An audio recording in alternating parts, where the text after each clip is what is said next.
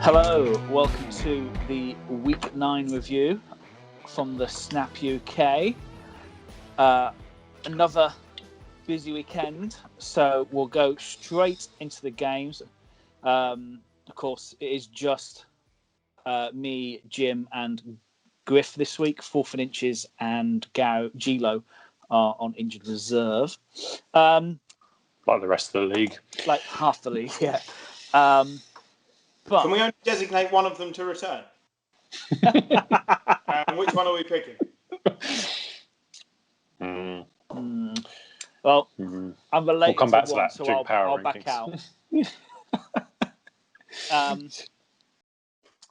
But let's just start with Thursday night's game because it's it was first. It was first, effectively. And get your sadness out of the way, Jim, before we get to mine later. That's fine. Well, it's nice I can be the happy one this week. Yeah. Yeah. I mean, the best thing about this game was that it was on Thursday night, so it meant I could just spend all Sunday watching football, not worrying about having the 49ers lose. So, yeah, that's a positive.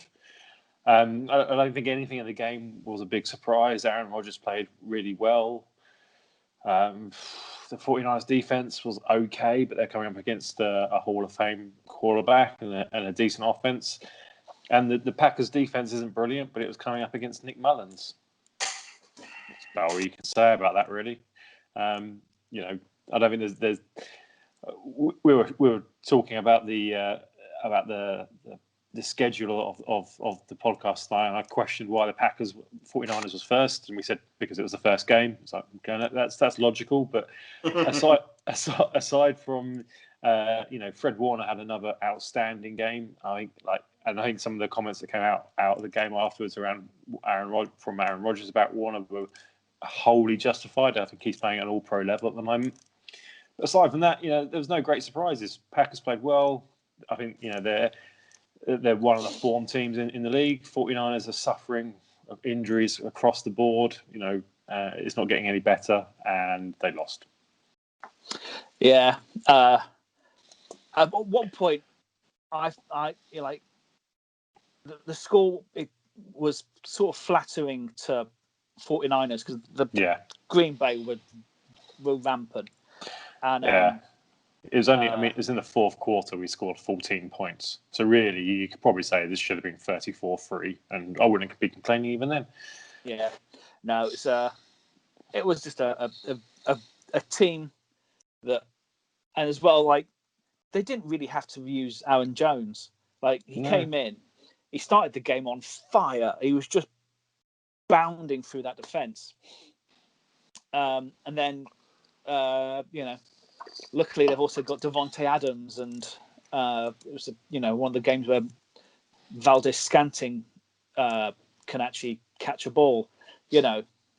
Although I started off the night by he made a couple of drops, and I was like, "Oh, are the Packers going to regret not picking up Kenny Stills?" And then I was just too tired to retract that by the time he'd scored two really long touchdowns. Yeah.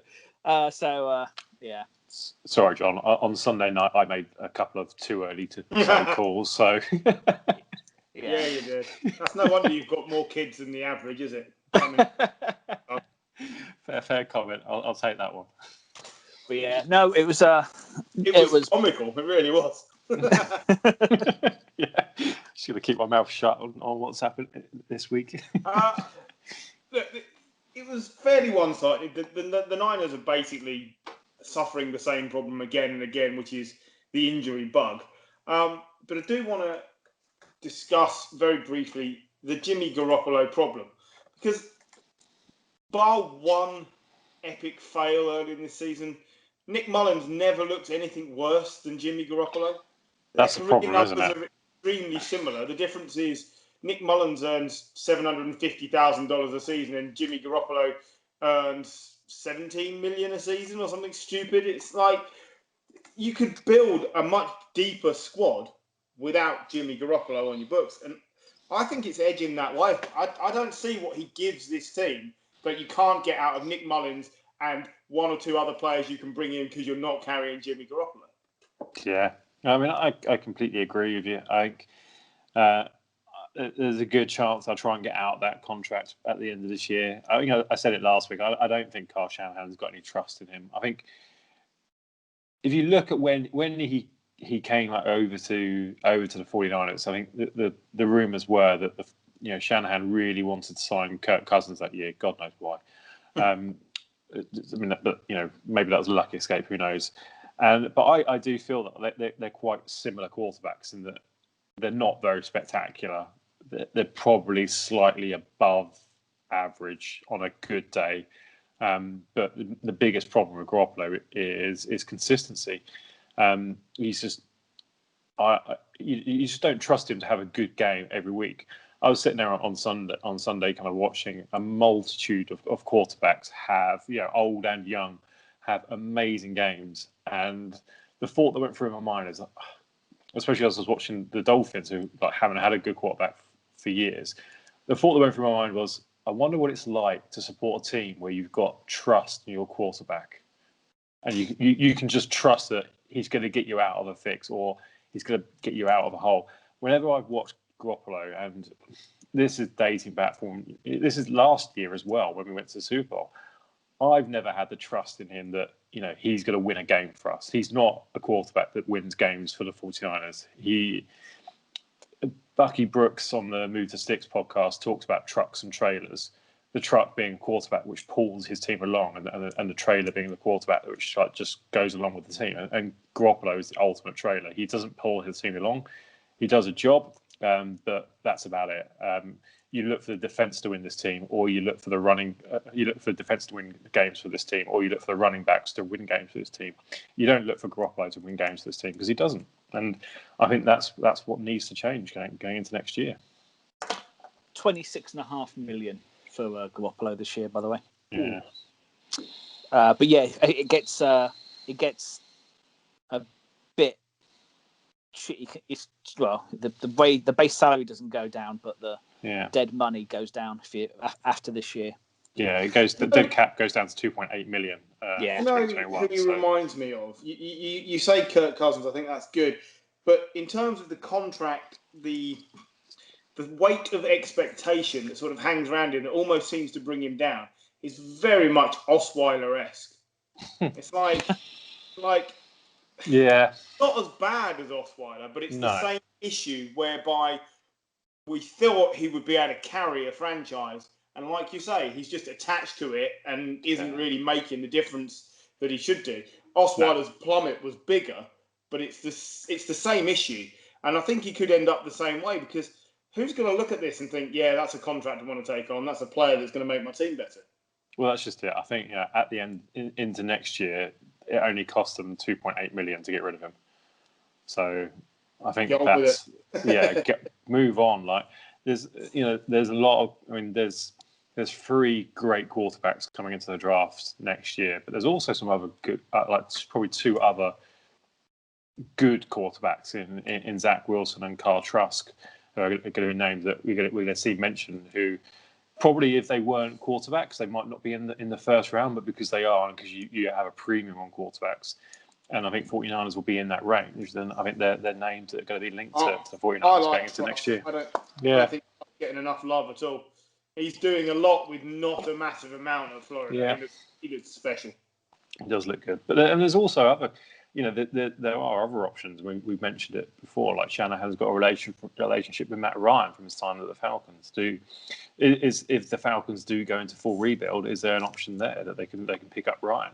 That will be wholly dependent on getting rid of Garoppolo and getting rid of the contract, because we still then need to pay Ryan. So, yeah, I think you're right. I think it's the end for Garoppolo. I think if he's still playing in 49ers red next year, I think we'll all be very depressed. I won't be. And well, no, he won't be.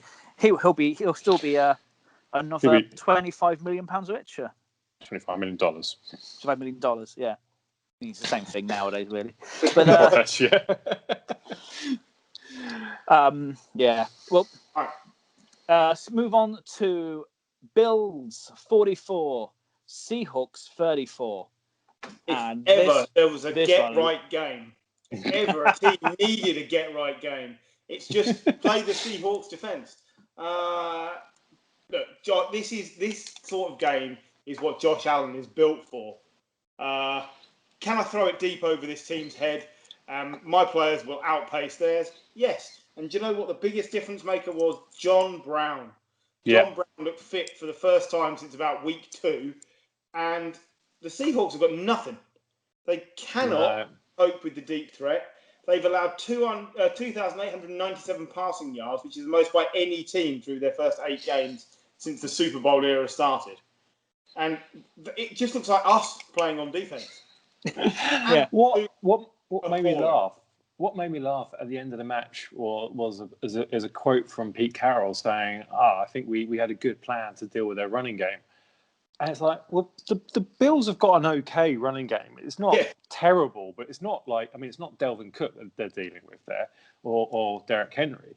Like, everything on that offense, it's all about Josh Allen now. And great for Bills fans. It's great for Josh Allen.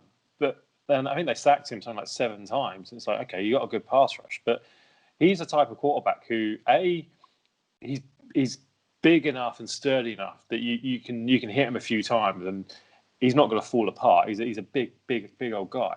But B, you're right, he can launch it long, and he's got those receivers who can get deep as well in John Brown, but also Stefan Diggs as well. So I don't understand why like other teams back off of Buffalo to take away some of those passing options. Seahawks just seem to blitz him the whole time, and like it was fine because they got receivers who can get open quite quickly, and Josh Allen's got the ability to find them. I mean, from this weekend, what running game at all? Because I looked at the first 35 plays, 31 of them were throws. Yeah, because that's all they needed to do. Zach Moss, 9 carries, 18 yards, did have a touchdown. Devin Singletary, 2 carries for 1 yard. Like, they didn't need, there was no need. Stefan Diggs, 9 receptions, 118 yards on 12 targets. John Brown, 8 receptions, 99 yards on 11 targets. Like, those two alone just decimated the Seahawks. Beasley had 40 yards, I think. Like, you've got the Bills. The way the Bills will win is to go through the air, and their backup will be Josh Allen will scramble. Well, he didn't have to. He had 14 yards on the ground and a touchdown. But it seemed that the Seahawks hadn't watched any tape this season. Yeah. And they picked up Jamal Adams, who he's a good safety, but he's not Earl Thomas in terms of like a covering safety who will help out the cornerbacks.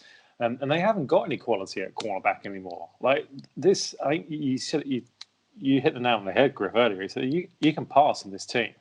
Like the pass rush had a good game on Sunday, but otherwise it's not been a strength for theirs.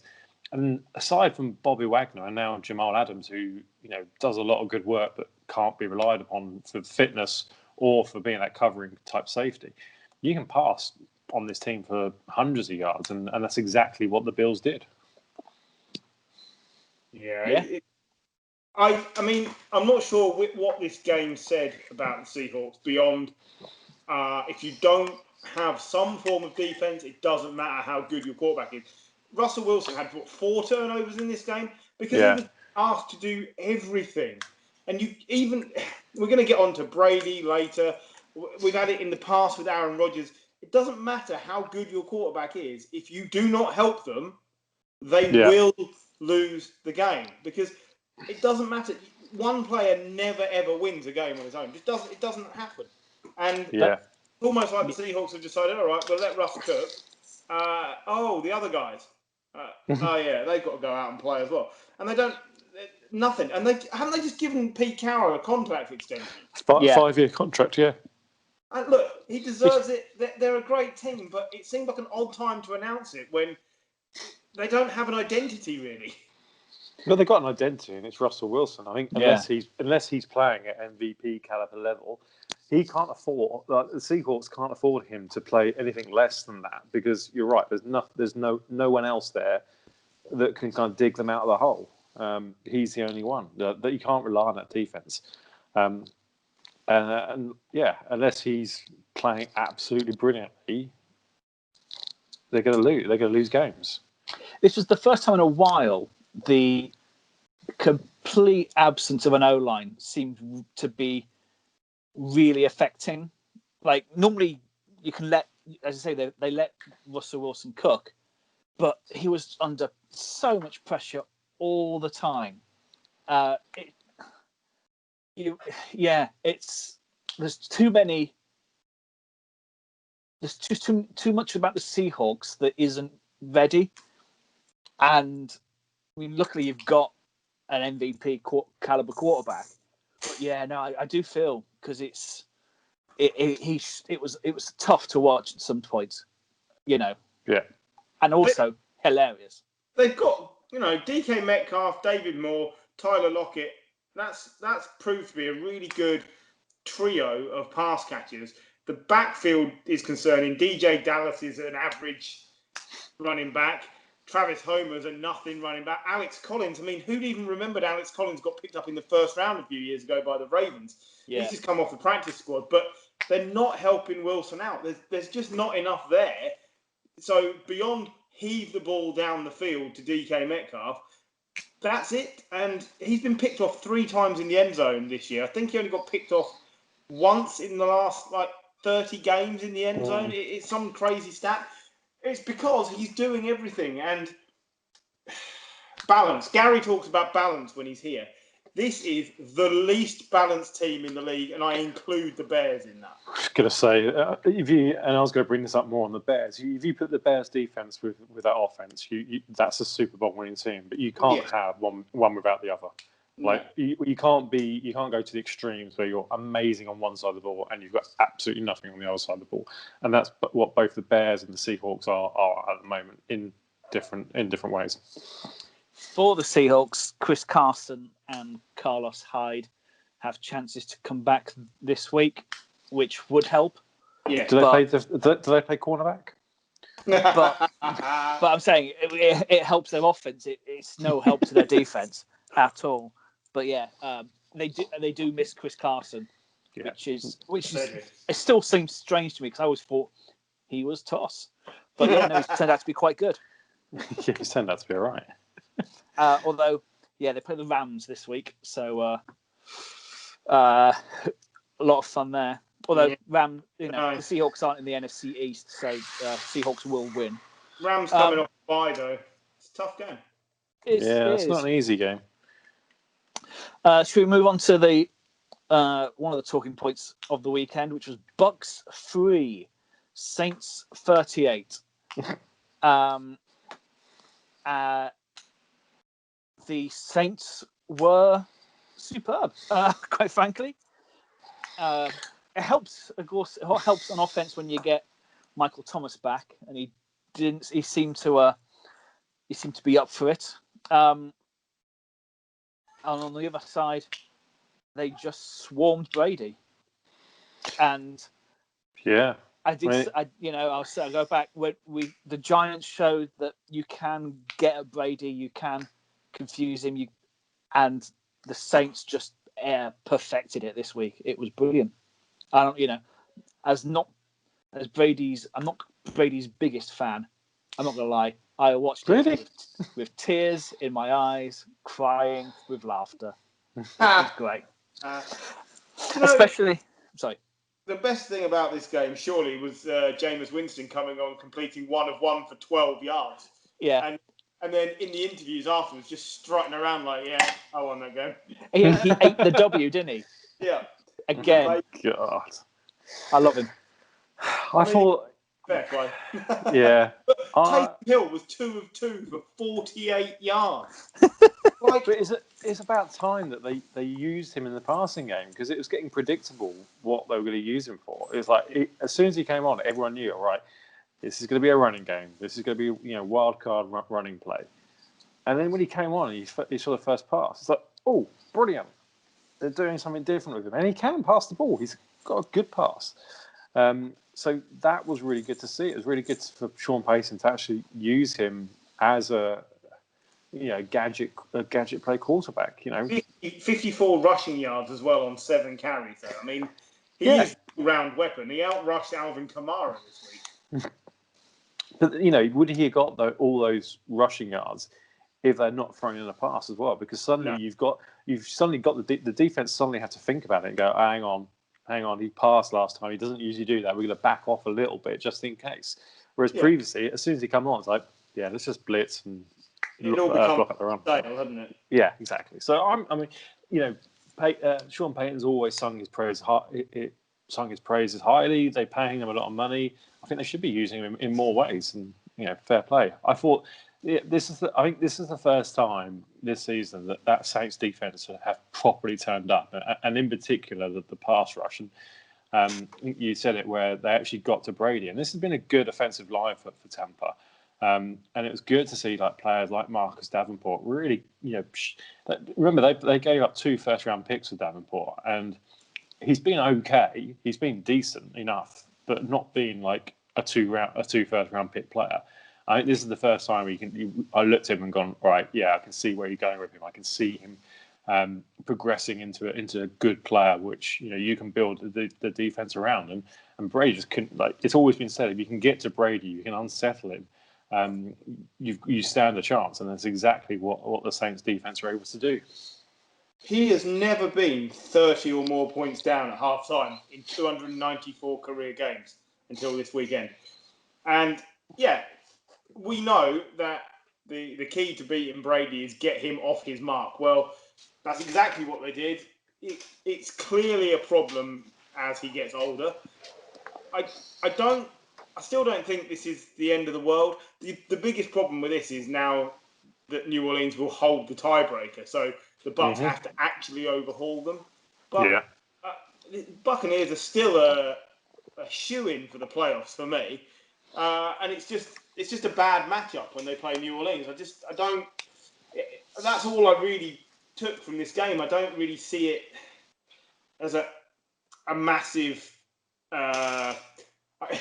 It's a huge defeat singularly, but I don't think it represents what the season will be for the Bucs. They're going to get Antonio Brown involved. They'll recover. They'll just come back. It'll be like it never happened next week, I should think. Drew Brees, though, becoming the first quarterback to defeat Brady twice in a single regular season. That's insane. That's nuts, isn't it? What the hell? Brady's been playing in the AFC East for the last 20-odd years. That's how no one's ever done it. Oh, yeah, but the Jets were good for a few years. You'd just think by accident that would happen. Yeah, potentially. But it was only you think about how many times the Bills have not beaten the Patriots in their own backyard. It was only last week they did that for the first time in 7 years. So that's where it comes from, right? I suppose so, but you don't realise the lack of competition he's faced can also aligned with the fact that he's been on the best coach team for 18 of the 20 years he was there or whatever. You don't think about it until these little gems pop up. But I think that's incredible. They'll get it right. It won't be a problem. But it, for me, cements the Saints as one of the best teams, because if you can put these numbers up on a defence that good, you've always got a chance. Yeah. I think if you look at the stats for the week, and you look at kind of especially in the receiving game for the Saints. All right, Michael Thomas 5 receptions, 51 yards. That's distinctly average for Michael Thomas. But then there's other players behind him who have been playing they've been playing well in his absence, and they continue to play well going into this match as well. Deontay Harris has played well. Traquan Smith has had good games. He didn't do much on Sunday, but he's had good games. Emmanuel Sanders has been injured, but he's come back and had good games. He's always going to play well because he's a good player. I really like the emergence of Adam Troutman, the tight end who they picked up in the draft. And when they did pick him up, I remember seeing that pick and going, he's exactly the type of tight end that Drew Brees wants. And in a couple of years, I think he's going to be a stupendously good tight end, and probably one of those tight ends that gets picked up in fantasy quite early on every year. That's a big shout. Yeah, I know. I like to make big shouts every so often. And I also like the name Adam Troutman. I don't know why it appeals. Well, I look forward to you picking him up and him being a massive fantasy flop. I mean, if I pick him up and he's playing for the Saints, he will be a fantasy flop. It's almost a guarantee. Well, should we move on to the next game, which is Chiefs 33, Panthers 31. Quite a close game. The return of McCaffrey, the sort of quiet resurgence of the Panthers continues. It was just a lot of fun, this one. It was a good game, wasn't it? I spoke to our friend Chris, who's a Carolina Panthers fan, and we were chatting after the game, and I said, "You've got to be pretty happy with that game. You're playing against the Chiefs, who are, I think, still the best team in football. You're playing in their stadium at home. You've got a very young team, like across the board, especially on defense." And you've given the Chiefs a really good game there. They had a good chance to snatch the lead at the end. I thought Bridgewater was outstanding on Sunday. Had one of his best games I've seen him play since he's come back from that horrible knee injury. And I said it before, I love what Matt Rule's doing with this team. A couple more pieces on defense, and this could be a really, really good team. Yeah, I think keeping McCaffrey fit is key, and we already know he may not be fit for this week. That durability could become a problem. Once they're mathematically out of the playoff race, they shut him down for the year because this next year will be really good, and they're going to need him. Mike Davis has done a brilliant job filling in. Why would you risk it? Why would you even touch that with a stick? He's got 6 touchdowns in 3 games played. He's easily one of the best 3 running backs in the league when he's fit. But if your team's not in contention, why are you using him? They only used Mike Davis once on a carry play. He had 5 receptions, but it's too much. It's too much too soon for a player who's been out injured, and they need to be wary of that. I do agree with you. But they were in contention with it in this game right up until the end. Yeah. And I think going into this game, they're 3-5 in an NFC, which I don't think is as good as it has been in past years. I think they're looking at it and go, you know what? I know the Saints and I know the Bucks are still good teams. They're gonna top that division, but we could still sneak a wild card place here. And I think that's why they kind of kept playing. They kept McCaffrey on the team. I think if this had gone the other way, it'd probably gone. I think most people looked at this game and probably said Chiefs by between 7 and 10 points minimum. I think if that was the case and that had gone to that type of form, I think they would have taken him out quite early on. But I think just because they were still in it, they kept using him, and maybe they're going to pay for that in the long run for when it comes to his fitness. Yeah, I mean, Curtis Samuel deserves some praise. He's been playing really well this season. And he's becoming a bit of a gadget player as well. They've been using him in the rushing game. I'm just really impressed with what Matt Rule is doing, considering a lot of people predicted the Panthers to only have 1 or 2 wins this season. Yeah. The Teddy Bridgewater move might be the shrewdest off-season move that no one's really talking about, because that's paying dividends. 36 of 49, 310 yards, 2 touchdowns, no picks. I think he might have 4 picks on the year, something like that. It's not a lot. He looks back to his best year with the Vikings. Yeah. We were excited that year because he looked really, really good. And I don't know, like, if he doesn't show ill effects of that knee injury and they continue to surround him with talent, he's your quarterback for the next 10 years. Yeah, easily. And I think the talent they put around him as well is the right type of talent. Like that offense is just all based on speed. And I from the running back, but also you talk about Curtis Samuel, Robbie Anderson's really quick, DJ Moore's really quick. Even the tight end, Isaiah Thomas, has got a decent turn of pace on him. So you're not asking Bridgewater to throw Ian Thomas, sorry. You're not asking Bridgewater to throw, massive passes, 80 yards or 50, 40 yards long. You're asking it just to get just to get the ball into the hands of the playmakers and let them do the job, and they're responding at the moment. Yep. I've got really with regards to the Chiefs, I mean, should we be concerned that they're capable of giving up big points at any time? Is that a problem? Because I know we're going to get to the power rankings later, and I've seen them, and I know what the discussion is going to be first up. And I'll tell you, the Chiefs' defense worries me. I don't think it's as good as half a dozen teams in the league at least. And I think you can, on any given day, put up between 25 and 30 points on this team because they think they'll always outscore you. And sooner or later, that won't work. There's not been many games where you're right. They've not given up a decent, like quite a large level of point. Like looking through kind of the games they played this season, they gave up 20 against the Texans, 20 against the Chargers, 20 against the Ravens, 10 against the Patriots, 40 against the Raiders, and they lost. 17 against the Bills, 16 against the Broncos, 9 against the Jets, and then 31 against the Panthers. It's only been the Patriots and the Jets, who we'll talk about at the end of the program, that have kind of struggled to score against them. Every other team is putting pretty decent points on them. So I don't think that the defense is not as good as it was last year. It's not a top 10 defense. It seems to just about do enough, but I just think when you've got that offense with all the weapons and you've got Patrick Mahomes, it's not a case of what it is in the Seahawks where there just is nothing on defense. There is something there. You're not wholly relying on the offense, but there is a heavy weight on the offense. I think you're right.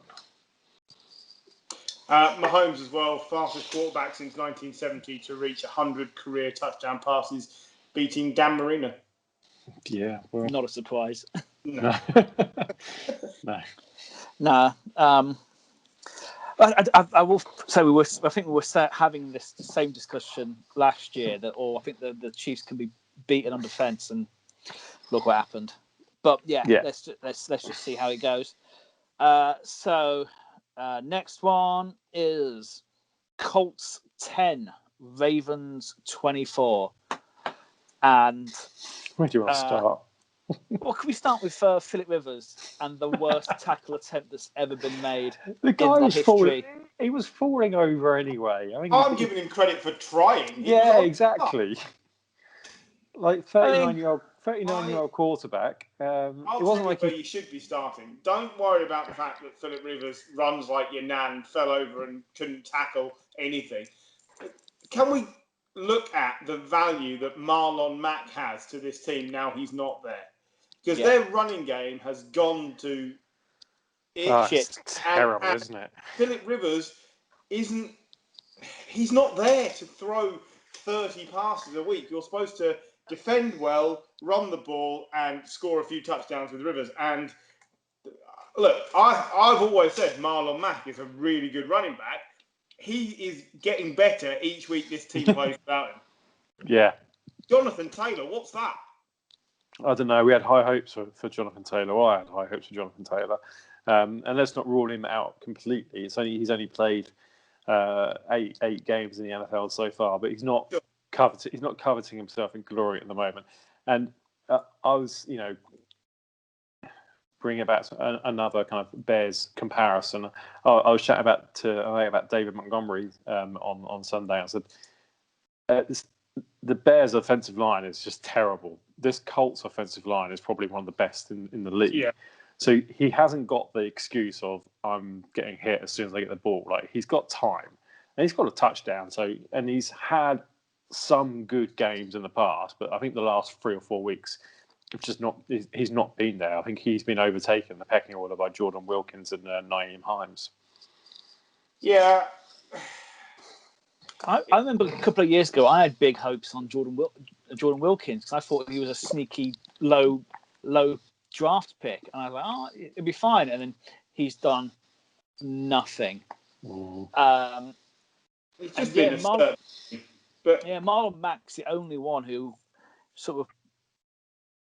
You could put your house in fantasy on Marlon Mack being double digits every week.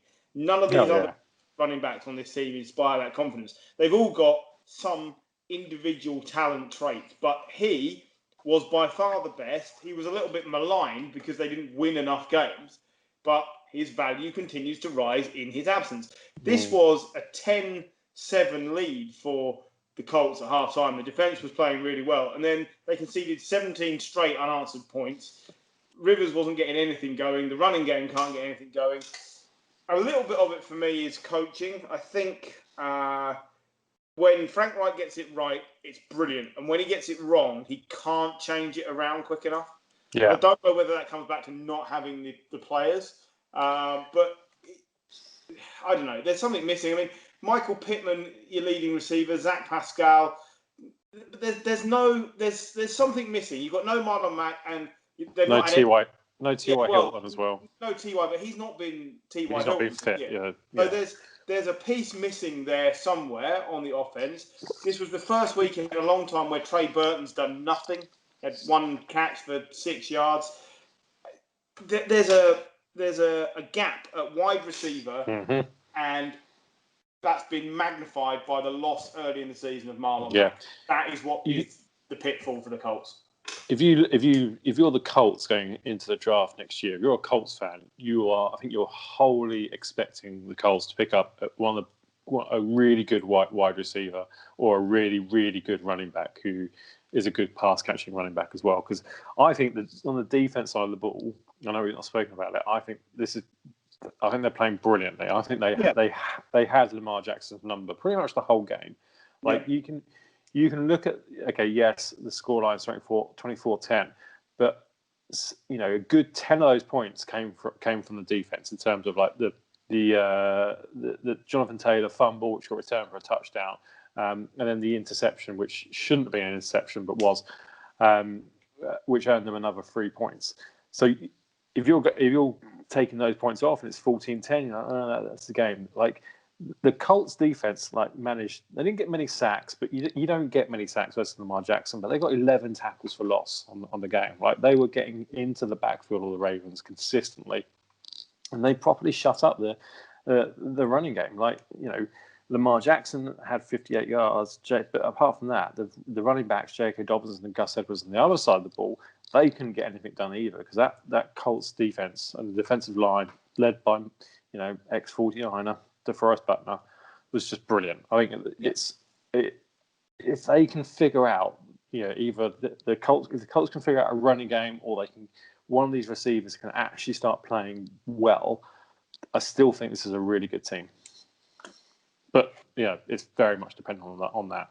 Can we talk about the interception, which was an interception, but really I don't think should have been because it was Marcus Peters, wasn't it? Yeah. I mean, fair play for John Harbaugh for throwing the challenge flag. That's no complaints there. But if that had been a wide receiver and there'd been a thrown to him, that had been ruled that would have been a pass drop. No doubt about it. I think everyone was surprised that even John Harbaugh must have been surprised that gamble paid off because that's never an interception. There was no football move. There was no. He's definitely got the ball. He's definitely secured the ball. It was in. It was out. He was down. That was it. I couldn't believe it when they called it an interception. It's one of those random pieces of officiating. Ultimately, I don't think it makes a great deal of difference, which is why it hasn't had more airtime. Yeah. But it's frustrating because how many times do we see really good catches from wide receivers and then they hit the deck and the ball comes out and you instantly think, okay, that's not going to be a catch, even though I'm pretty sure he caught that ball. Yeah. You'd much rather see it the other way around. But yeah, I mean, he did. For the sake of listeners who are not seeing it, he did catch it, but then he dropped it very, very quickly afterwards as well. You've never seen that given before, ever. No, like I said, you're right. There was no football movement. He caught it in midair, kind of landed, and then it was gone. And I think any other place on the pitch, and I think this is probably what the biggest frustration. I think this is why kind of following that, NFL Twitter blew up with everyone moaning about it. Is there's been such argument about what's a catch and what's not a catch, and it feels like there's one rule on that for offensive players, and now there's seemingly a different rule for defensive players. And I think all that anyone asks for is just a level of consistency. So yeah, I don't think as well because when you're watching it, of course, what they show you is it in slow motion, which gives you no context to it at all because you can't judge it. But yeah, it's they just kept showing it in slow motion. And you just wanted to, show me it properly. yeah. And then they did. You're like, oh, I don't like that. I don't like that at all. I see next up on our running order, it's Titans Bears. So Titans 24, Bears 17. Before we get into the game, the Bears are now 5-4. The Colts are 5-3 because they had their bye. Which one of those 5-win teams is better placed for a playoff run? Between the Colts. I'd say the Colts, just because of the Vikings' resurgence in the last couple of weeks. I think probably before. Nothing to do with the Colts themselves, then. No, well, I think the Colts are a better overall team than the Bears because they've got a good defense and they're not terrible on offense. But I think the NFC North is a more competitive division now than the AFC South is. Sure, I'm just asking because they're similarly poised teams. And, yeah. I'm not sure either of them has the right quarterback in place. And No, so definitely it not. just interests me. They're both very good defenses that struggle to win games where you think they should. Anyway, so Bears 17, Titans 24. Fire away. Gary's not here, so I promised him I would jump in on this.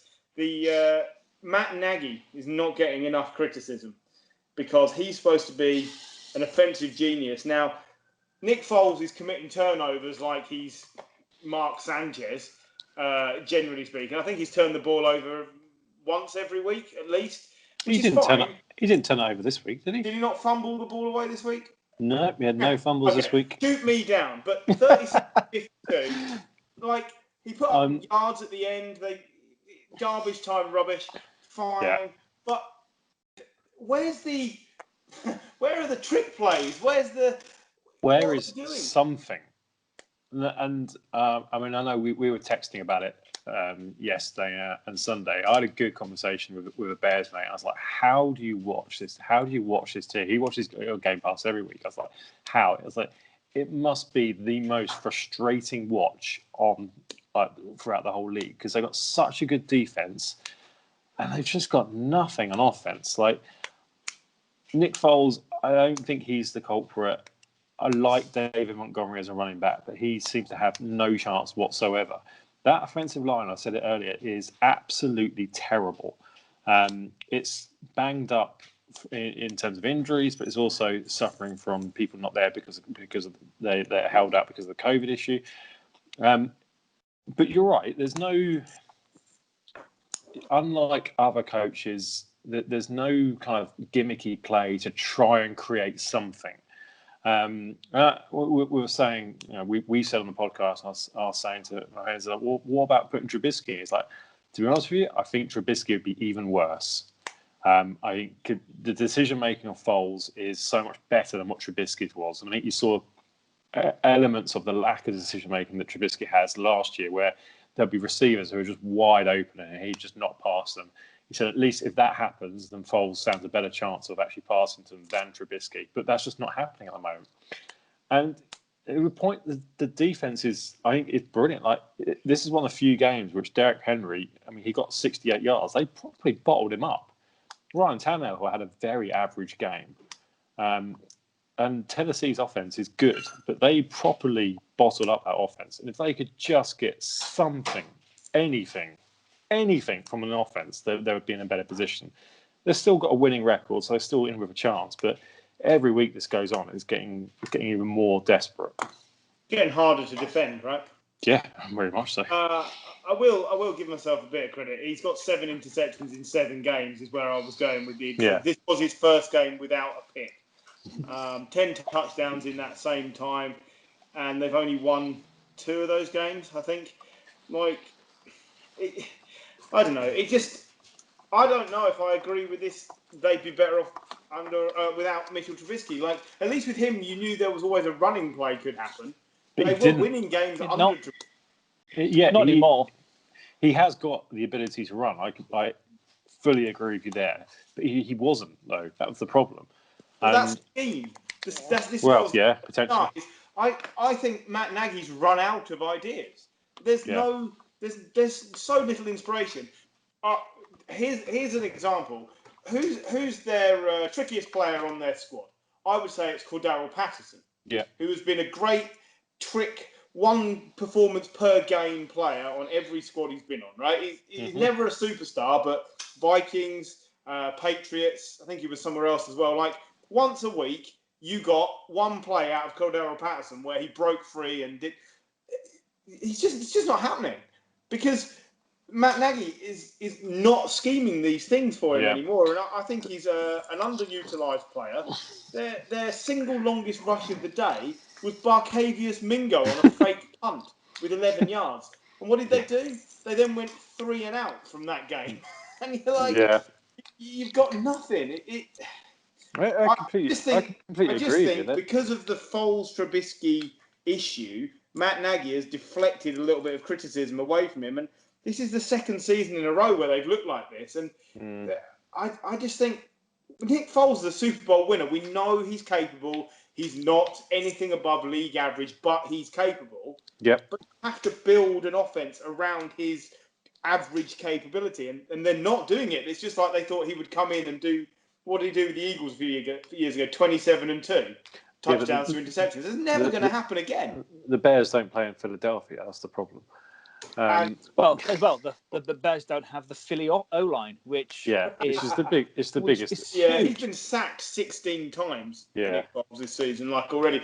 So, I'm just saying, I think time to look at Matt Nagy a little bit. I agree with that. I agree. But there's no point mentioning Trubisky. I think the relationship between Nagy and Trubisky has gone so much. Yeah. It's like asking, whenever any quarterback gets injured, bring Cap. It's one of those conversations. It's just not happening. It ain't happening. The Trubisky and the Bears is over. And do you know what? I think. Do you know what? I look at Trubisky and I think, do you know what? I bet he could do a half decent job at somewhere like the Colts, where if you protect him and you have Frank Reich who could scheme for him, I think you'd be fine. But in Chicago, it is over. He'll get another chance somewhere else, and I'm worried it might be the Patriots. But he'll get a chance somewhere else. It's not going to be the Patriots. But he needs a coach who can coach to his ability or his lack of ability or whatever his difference-making ability is. And they've just run out of patience with him there. But this is what I don't understand. It's like 2 years ago, they were getting a lot out of him under Matt Nagy. When the first year Matt Nagy was in charge of Chicago, he was playing well. They got to the playoffs, and he was they were like, right, the coaching hires worked. He's working well with the quarterback.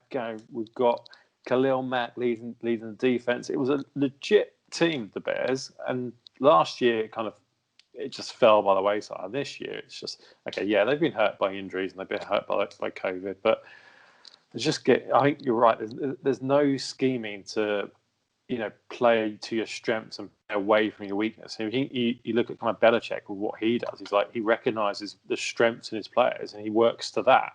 It feels like Nagy is just kind of carrying on with the same old thing and hoping things will change. Okay, before we move on from this, I've got another question to ask regarding the Titans. What the hell has happened to Jonnu Smith? Right? Week 1, 7 targets. Week 2, 5 targets. Week 3, 8 targets. Week 4, 7 targets. And since then, a total of 10 targets in 4 games. Right? Well, he's one of injury, isn't he? the biggest difference makers. He's huge for them. Ryan Tannehill only threw the ball 21 times and had 10 completions. There were 14 punts in this game. AJ Brown is back and he's fit now, and I think that takes some of his targets away. I think Corey Davis is also, he didn't have a good game on Sunday. I'm not saying that, but I think he's also had a few more targets. Corey Davis had no catches for no yards. Yeah, I know. That's what I'm saying. He didn't have a good game on Sunday. But he has had good games in previous week. I think Anthony Ferguson has also had a decent level of targets. I think you've got two tight ends there who are probably of equal ability. And you've got two decent wide receivers, and let's not forget this is a running team first. So Derrick Henry is going to get most of the ball. Yeah, that's true. Wasn't he injured as well at one point, like week 6? He got injured in week 6. Yeah, sure. And subsequently, his share of the offense has gone down. But this week they've squeaked past a terrible Bears offense, and they've lost the previous 2 games. And basically, when he doesn't have a high number of targets, they look inefficient on offense because he is the safety blanket that most teams have to have. And all of a sudden, they've just decided we're going to use Ferguson, we're going to try and air it out now AJ Brown's back. And I wonder if they're getting away slightly from what Tannehill is good at. That's all. Just a thought. I agree. I think they aren't as good when they're not using Jono Smith. Jono Smith is a difference maker for them. But as well, they have played the Bears defense, which is still a good defense. Mm-hmm. And also one of those losses was the Steelers. Yeah. So, and they were unbeaten before that as well. Exactly. They didn't they? The game in between is the Bengals, and maybe they just went. I think that was a game where everything went Henry wrong. was just dominating, wasn't it? Yeah. So, let's see what happens this coming week, because I think who have they got? The Colts. That's an important match. Yeah. For the AFC South, because that effectively is probably going to decide who wins or who goes through as a division winner and who's going through as a wild card play. So I think so. And and the Bears as well face the Vikings, which is also hugely important in their division. Yep. But come on, you've created a nice segue there. Well, shall we move on to the Vikings 34, Lions 20? Sorry, it's almost as if sometimes I write this stuff down beforehand. Oh no, you pronounced the Minnesota Vikings wrong. You actually meant to pronounce it Dalvin Cook 34, Detroit Lions 20. We've been doing this for too long because I knew what that joke was going to be. So Dalvin Cook beat the Lions all by himself. More or less, yeah. And crikey, there's not a lot else to say about this game. But Dalvin Cook, 22 carries, 206 rushing yards, 2 touchdowns. And he also had 2 receptions for 46 yards. And they took him out in the fourth quarter. Yeah. They played Madison. Who, by the way, had 12 carries for 69 yards. Lions defense is bad. But this is a team that needs to play this way to win. Oh, God, Kirk Cousins had 20 total attempts, and he actually racked up decent yardage, 220 yards, 3 touchdowns, because the Lions were so absolutely blown away by the running game. This is how the Vikings have to play to win. Absolutely. They're 3-5. They're back in the hunt. They've equaled with the Lions, and at least you can see how the Vikings can win. I don't know how the Lions win. Without Golladay on the field, I don't know how the Lions win. Without Stafford on the field either. We'll come on to that later. But Dalvin Cook is projected to have 1,700 yards by the end of the year. But he's only played 5 games. Yeah. So that's 1,700 yards over a 16-game season. So, if you break that down, that actually, he is on course, potentially, if he keeps going the way he is, to kind of challenge what Adrian Peterson did at the Vikings that season where he was MVP. I think, it's really rare that anyone other than a quarterback wins MVP. And if Russell Wilson carries on playing the way he's been playing, he's bound to win it. But if Dalvin Cook does go on to kind of break that 2,000-yard mark, you've got to consider him as an MVP. He's certainly MVP for many people's fantasy teams at the moment. On course as well for the running back touchdown record. Yes, he is. Yep. He so far this season he has 12 touchdowns. He's projected to have 24. And the record is 22. I believe so. Yeah. So look, brilliant. They're slowly getting into the Mike Zimmer wet dream zone of running the ball on every play. There's a horrendous... Oh, it's back to 1970s, isn't it? But Right. how are they going to win? Or the NFC Championship. I have no problem with that. If that's how your team is modelled to win and you win, that's fine. Yeah. Go and do it for 3 or 4 straight games and I'll start believing in you. Until you do that, you're still just that team I want to see win because you've got Dalvin Cook. Yeah, and that's fair. I don't think that the opposition they've been playing has been, they played the Packers last week, didn't they? Talk to me about how the Lions progress with any security, because Matt Stafford got injured in this one. Chase Daniel came in 8 of 13, 94 yards, touchdown and a pick. He looked competent backup, which is what he has been through his whole career, which is why he's had 8 or 9 years in the league. But they're not going to win any games with Chase Daniel starting, I don't think, or certainly not because of him. Stafford hasn't had a vintage Stafford year, but he still makes them viable. He was making Amendola look like a world beater for a while. He had 10 yards per reception, I think, or 11 yards of reception. Amendola. Mm-hmm. Marvin Jones thrives with Matt Stafford when they get near the end zone. Yeah. Hockenson looked really good. They were just about filling in the Golladay gap, and it is a big gap. And then as soon as you take Stafford out, the arm isn't there to pick on these talented receivers. So I don't know. I'm not sold on the running game at all. It's just 2 bits and pieces. It's Kerryon Johnson. Where's he been? 4 carries, 29 yards is fine, but how is he still not getting more touches? Why is he getting outpaced by Adrian Peterson by double the number of carries for the same number of yards? What is the point? I completely agree. I think there's they're always chasing the game, so that always puts it more into the passing game than the running game. I think they've got. I feel like with the stable of running backs they've got in Detroit, in Kerryon Johnson, Peterson, and DeAndre Swift, they can almost do what Minnesota do in terms of leaning so much on the running game. They just have to do it by committee, and it doesn't always have to be runs. I think DeAndre Swift. He had an unfortunate drop week 1, so I think everyone just remembers that. But he is a good pass catching back. He will do well. And he had 3 catches for 33 yards at the weekend. He's had others as well. He'll get touchdowns that way. So I think there's a talent there to be a good running team. If Stafford's fit, there's talent there to be a good passing team. I just feel like the Lions are one of these teams where you never get everything all working at the same time. It's either the passing game's working, or the defense is working, or the running game's working, or the special teams are working. It seems like none of those things all work at the same time. It's like this has worked this week, but this hasn't. And I don't know if that's coaching or if that's like talent or it's scheme. I don't know. I mean, I want to see Patricia have more time in Detroit. Out of all of Belichick's kind of coaching disciples, I think he's probably one of the ones that probably had them.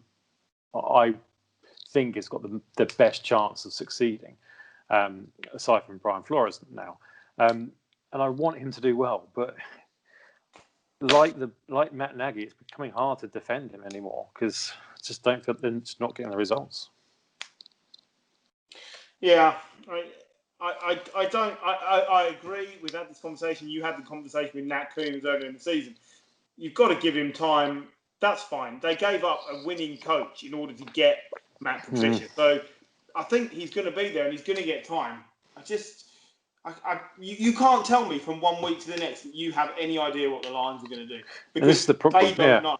Yeah, they don't know. And this is what I'm saying. Like one facet of the game, it isn't the thing they lean on. Like we talk about the Bears. Okay, the Bears are doing badly at the moment. They've still got a great defense. So you can confidently say the Bears are going to play well on defense every week. You can confidently say that the Packers passing game is going to be good every week. You can say that the Vikings running game is going to be good every week. They're the NFC North teams.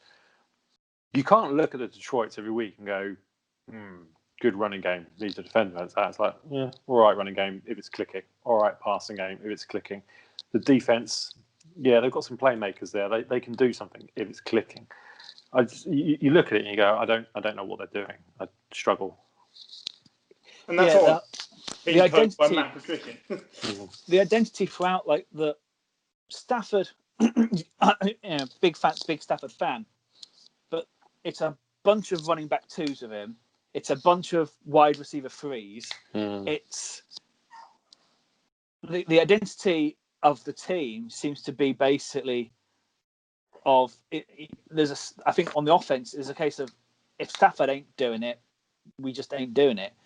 It's sad because I think Stafford's one of the players you sort of think deserves more than what he's got, and what he's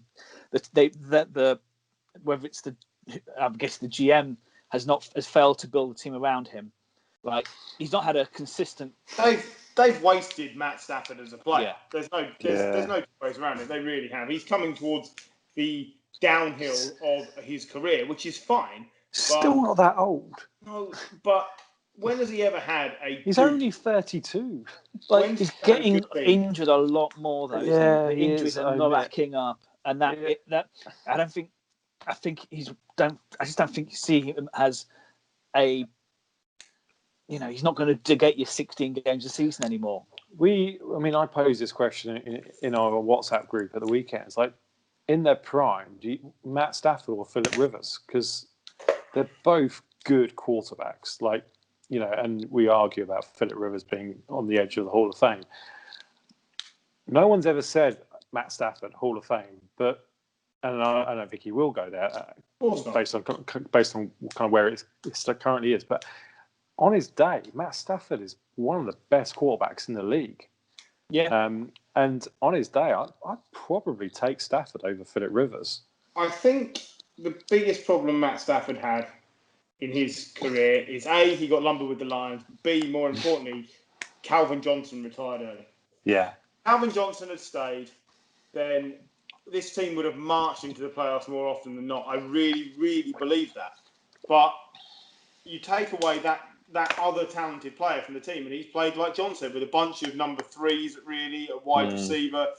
They've had such inconsistency at running back, and they got rid of a winning head coach, which I never liked in the first place, but at least they were making the playoffs. They went 9-7, like they were winning. He's been saddled with a poor team, and Calvin Johnson retiring has blown any chance Matt Stafford had of getting into the Hall of Fame. Because look at what Phillip Rivers has worked with. The relationship with Antonio Gates alone was worth 4 wins a season. Well, easily, yeah. At its peak. And it was the same with the Lions. So, just saying. Bit disappointed we didn't get to see David Blau. I will say that before we move on from the Lions. I was really hoping David Blau was getting a run out this week, but no, sadly not. Yeah, well, we'll take a break and we'll come back with both the best team in the NFL probably and a load of the worst.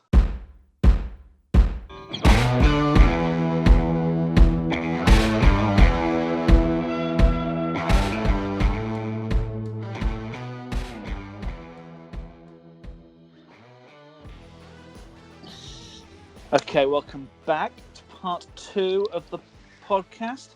And we're going to go straight into Cowboys 19, Steelers 24, in what was just a fun thing to watch, even if quality was quite low. Right, Mike Tomlin can't coach a team up. His teams play down. Mike Tomlin is a great head coach. They win all the time. But he cannot coach a team to play consistently good football against bad teams. And that is why they haven't won more Super Bowls. That's fair. This must have been frustrating for pretty much every fantasy football player or manager in the world, because you can guarantee that at least 50 to 60% of fantasy football players have got a Steeler on their team, be it James Conner, Ben Roethlisberger, Juju Smith-Schuster, Chase Claypool, James Washington, Eric Ebron, Deontay Johnson. And it was so frustrating watching them all not really do that much against a team. It's like, great, line these guys up in my team and they are going to feast against this defense because it is terrible. And for once, the defense showed up, and actually the offense wasn't terrible. I think we have to give kudos to Garrett Gilbert. He didn't look as bad as Ben DiNucci. But the running game in Dallas is just terrible. Ezekiel Elliott just looks like, I don't know what he looks. He doesn't look like Ezekiel Elliott that I used to know. 2.8 yards per carry. I know the offensive line isn't great, and I know we've mentioned that in previous examples when we talk about David Montgomery. But Zeke Elliott is twice the player David Montgomery is. He shouldn't have to lean on an offensive line for him to be good. He should just be good. He's been paid as a star running back. He should be turning up yards. Yeah, he's given up on the season. He's checked out already. He's not remotely bothered. He knows they're not going anywhere this season. Again, he's another one that a little bit now. All right, they're in a terrible division, so technically they're still in the playoff hunt. But at some point soon, when they're not, wrap him in cotton wool, send him off for the season. Why risk it? Why put more miles on the clock when you can't? Especially when Tony Pollard at the moment isn't a downgrade. No. Look, I think you're right. I think a lot of people started to Steelers players and benched all their Cowboys players and got caught out completely. Garrett Gilbert has outplayed Andy Dalton and Ben DiNucci, not just Ben DiNucci, Andy Dalton as well. Yeah, because that's fair. He's a bit mobile and willing to take a risk. So, they're saying if Dalton's fit next week, he's coming straight back in. I do wonder if that's a mistake because he can't move behind that porous O-line. Yeah, Well, at least Gilbert could move. Yeah, and they got the Cowboys are a bye next week. So, but I thought, Garrett Gilbert, 6th round pick, he didn't look like a 6th round pick. He looked like a decent, solid quarterback. He's never going to be spectacular. But I think you're right. Dalton's never has been, or never going to be spectacular.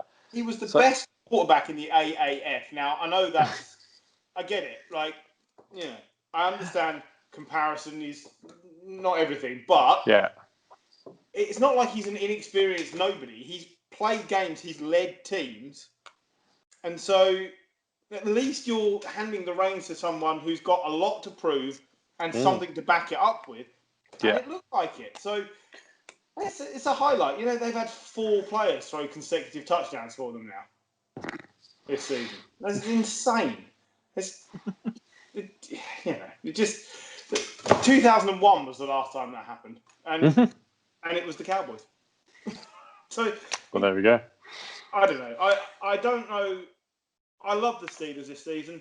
I don't know why they can't win teams. This should have been a 50-point win. I cannot. Do you know what? The only thing good that you can say about the Steelers is Ben Roethlisberger didn't get crippled because he got hit and it hurt, and he came back and immediately threw a touchdown. And I think that's good because I think in the past Ben would have limped off and stayed off. I don't know. I think the thing about Ben is,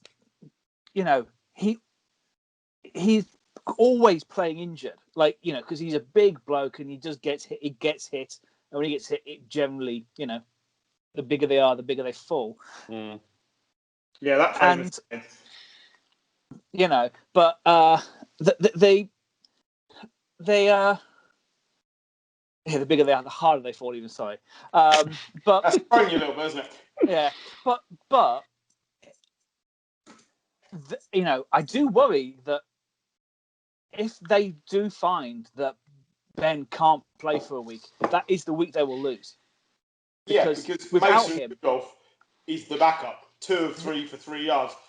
I don't think it's a problem. I think Ben will be fine. Do you know Roethlisberger? The only player ever to have 17 consecutive seasons of .500 or more, because he now cannot finish under 500 this season. Yeah, this is the first time in franchise history as well. They've gone 8-0 to start a season.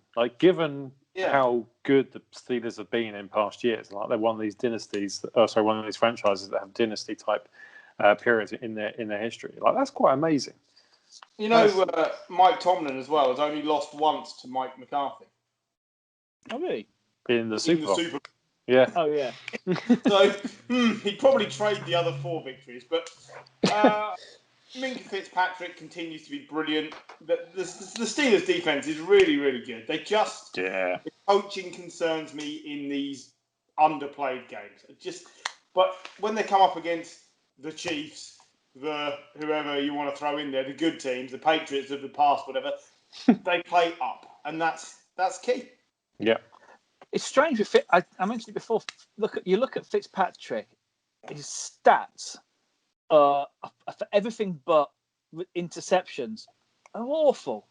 Yeah. His PFF ranking is abysmal, and I think it's obviously if you've got a defense that great, you can have this sort of hybrid player whose job is just to basically do nothing else seemingly but make crucial picks. It's a strange dynamic they've got there, that they're so good they don't need him for anything really other than these huge game-changing plays, which he's doing. But yeah, it's to go by stats, which a lot of people will do. You go, actually, Fitzpatrick is just quite a flash player. And yeah, it's just strange, but yeah, the Steelers' defense is brilliant, and the offense, Ben makes them viable, but all the time you're just like, it's really fucking boring. it's not. They're not fun to like. At least the Seahawks are fun. They're gonna spank 30 points to the other team anyway. But yeah, the Steelers are just not very dynamic offensively at the moment, and I think this is probably the best chance they'll ever have. Yeah, and it's annoying. I think you're right there. I think given what the start of the season they've had, and given the talent on both sides of the ball, you wouldn't be surprised to see the Steelers in the Super Bowl, or at least in the AFC Championship game. But there's some good AFC teams at the moment.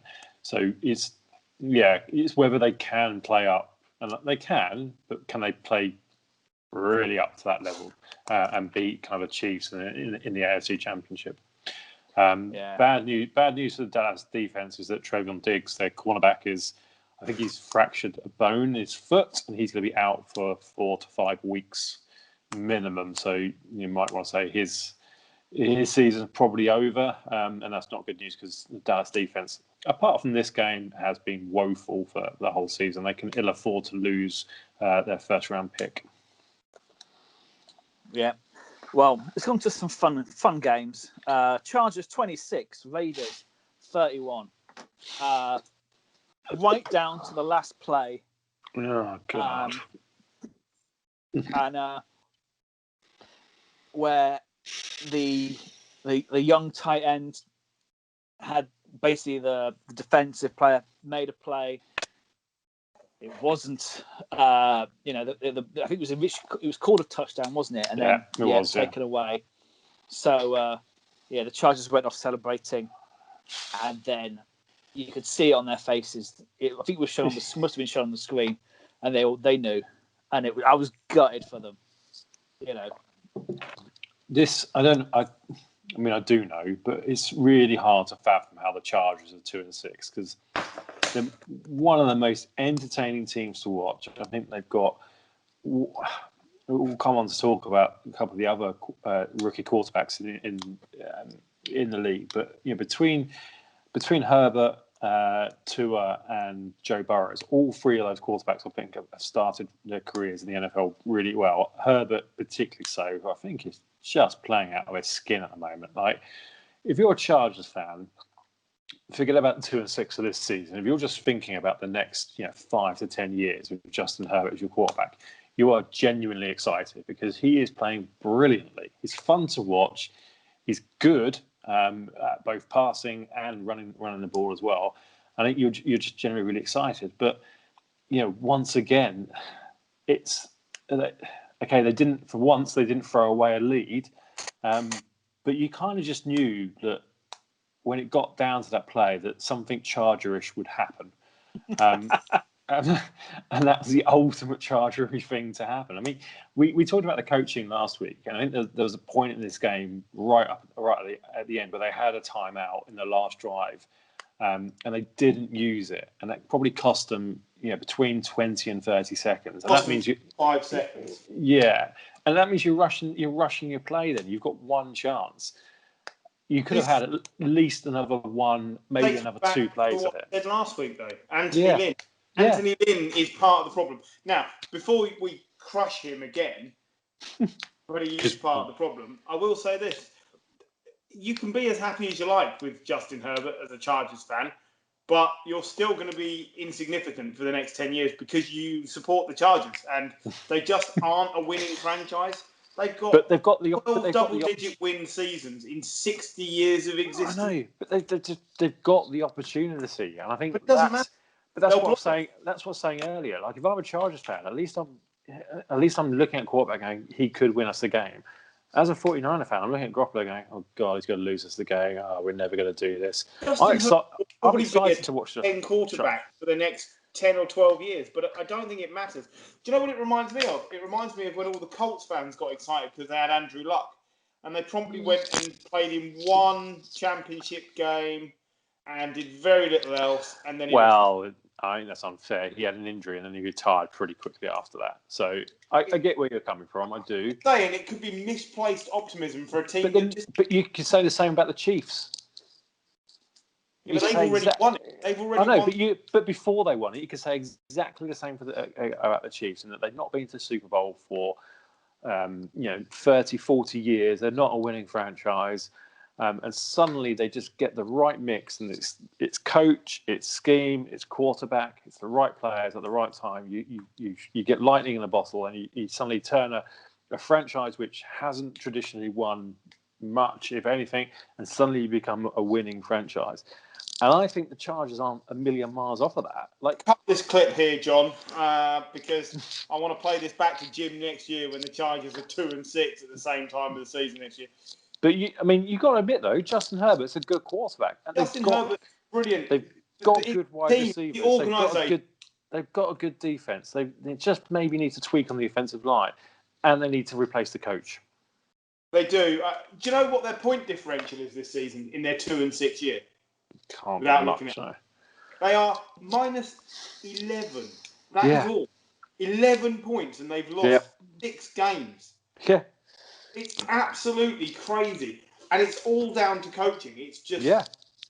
But if you're going to make this decision, Anthony Lynn's in his 4th year. If you're going to make this decision, you make it now. You don't wait another year and wait it out. Well, you've got to make it, but it's got to be the right choice, because otherwise you probably give the next guy 2 seasons. You might have wasted that. Then you waste rookie contract. Yep. You can so quickly run away, and I have zero faith in the Chargers' backroom staff to get that appointment right. Yeah, I mean, I completely agree with everything you've just said. I completely agree from a franchise point of view, from a franchise management point of view, the Chargers aren't the best, but they've got a chance.